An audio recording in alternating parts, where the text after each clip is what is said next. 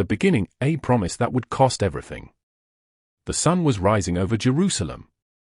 It painted the sky with gold, but in the hearts of the disciples, there was a strange mixture of hope and fear.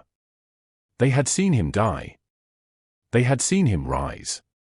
And now, he was gone again. But not truly gone. His words still echoed in their souls. Go into all the world. They stood together, brothers not by blood, but by something stronger. Something eternal. They did not know it yet. But one by one, they would pay the ultimate price. James, the first to fall. It happened quickly. Too quickly. James, son of Zebedee, had always been bold. Fire lived in his spirit. He was one of the closest to Jesus, the one who had seen the transfiguration, who had stood near the cross.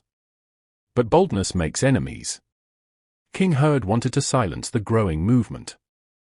James was arrested. No long trial. No dramatic speech. Just a sword. As the blade rose, James did not resist. He remembered Jesus' words. Can you drink the cup I drink? Now, he understood. The sword fell. And just like that, the first apostle was gone. The others heard the news in silence. Fear crept in. Because now it was real. Peter, the rock who would not break. Peter the apostle had once denied Jesus 3 times. That memory never left him. But now he was different. Stronger. Bolder. Unshakable.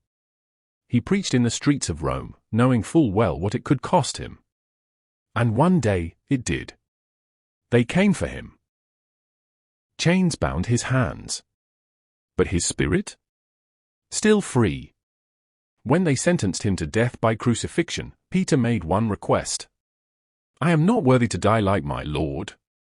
Crucify me upside down. And so they did. As his body hung, blood rushing to his head. He did not curse. He did not cry out. He remembered the sea. The call. Follow me. And even in death, he followed. Andrew, the silent sufferer. Andrew the apostle had always been quieter. But quiet does not mean weak. He traveled far. Places others wouldn't go, carrying the message of Jesus.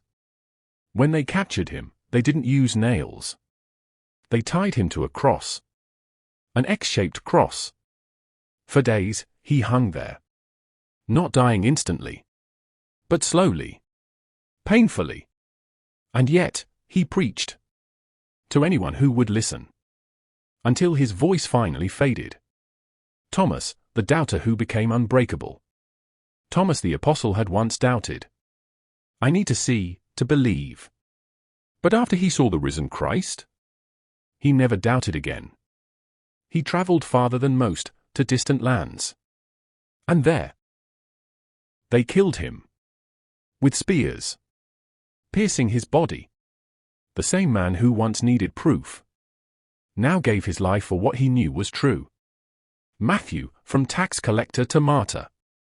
Matthew the apostle had once been hated. A tax collector. A traitor in the eyes of his people. But Jesus saw something more. He followed. He changed. And in the end, he died for that same faith. Killed while preaching. A man who once served money, now gave everything. Bartholomew, the price of truth. Bartholomew the apostle preached in lands filled with idols. People who did not want to hear the truth. Tradition says they didn't just kill him. They tortured him. Because truth often comes at a cost. James the Less, faith to the end. James, son of Alphaeus, lived quietly. But his faith was loud. They threw him from the temple.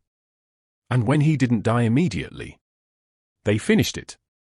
Even in pain, he remained faithful. John, the one who survived.